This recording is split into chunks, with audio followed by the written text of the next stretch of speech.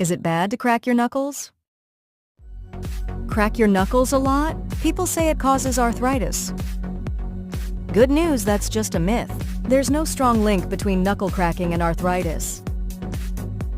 The sound comes from gas bubbles popping in your joints. It's not your bones cracking.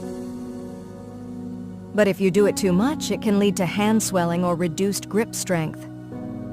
So cracking your knuckles isn't dangerous, just don't overdo it. Follow for more myth-busting health facts.